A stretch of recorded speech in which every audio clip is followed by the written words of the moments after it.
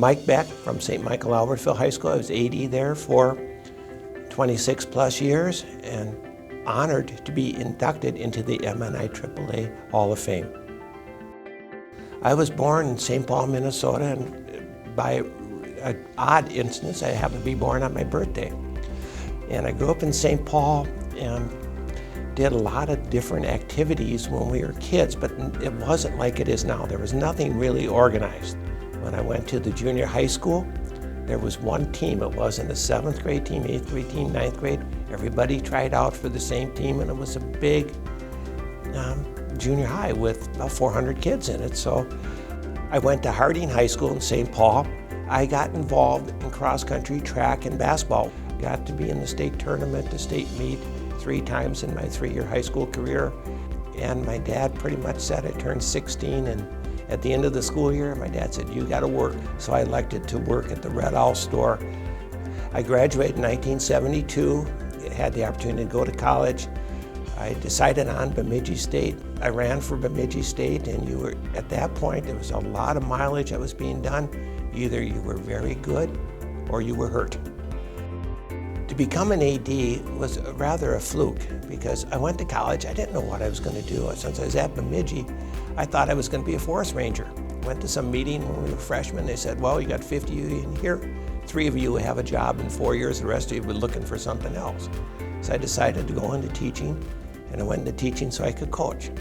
And I got hired. I taught a year in St. Paul, and I wasn't 40 years old, so I was laid off. They said, "We'll call you back." I got hired in White Bear Lake for the next year. Anybody under 40 was laid off. St. Michael Albertville offered me a job, and then I became the AD simply because my next door neighbor was the AD, and he got sick with cancer. And so I became the AD simply because they needed somebody. And I stayed there until I retired.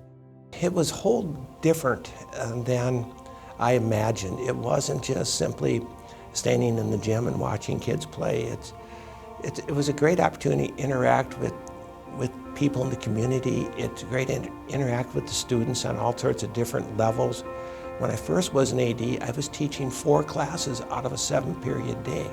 But the AD is the most visible face of the school district. You're at the gate, you're greeting people, you're helping people out. You do get called at strange times on the weekend.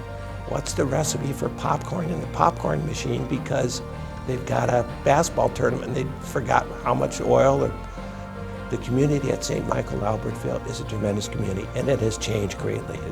We didn't get a stoplight until this century.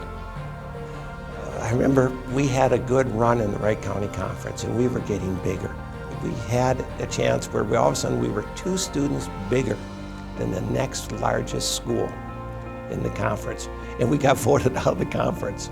We had won every boys championship the previous year, and so we had to go conference shopping. We ended up in the Rum River Conference and later on the Mississippi 8 Conference, which we were instrumental in trying to get it together. Now they're in the Lake Conference.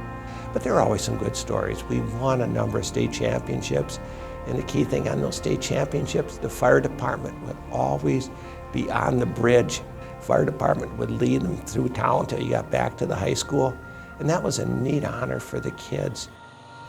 The MnIAAA is the greatest support group that an activities administrator can have. Nobody in your district really understands what you do.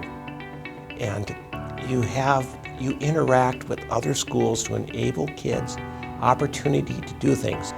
You have to work outside of your borders of your school district and to give individuals, young people, an opportunity to better themselves. And it's a whole different ballpark being an AD than a coach. When I'm coaching, I was always cordial to the other people. We talked, but we didn't share secrets. AD, you share everything so you can get somebody to play. Be aware of the first person that comes in your office after you get hired. They generally want something that they didn't get from the previous person.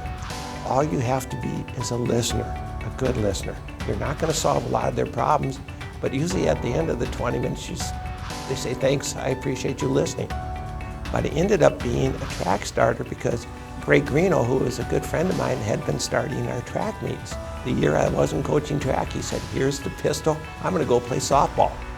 So I end up doing a lot of track meets, and I still do those now in retirement at the collegiate level, high school level, things like this, and I enjoy it, and I just fell into that spot. I got to thank the coaches, the administrators that I worked with, the two people that I want to thank that enabled me the most. Since 1978 till now, there's only been two people that have been administrative assistants for the activities department. The first one was Jan Didier. When she retired, Jane Lynch took over, and now 3 ADs later, she is still doing that position. I want to thank the MnIAAA. It's been a great organization. When Pete Feldman retired, the board hired me to succeed Pete, and nobody can succeed Pete if you just follow Pete. He used a little motivation about a stick rod and a body part if I ever spent down the fund balance after he retired. Thank you for the Hall of Fame. This is quite an honor, and it's a great field that's getting inducted with me today. As you're watching this video, Joe Kubek is the gentleman behind the camera, and he'll edit and do this.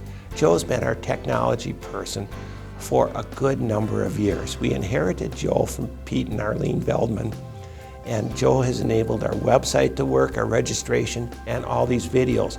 And these videos have a key purpose.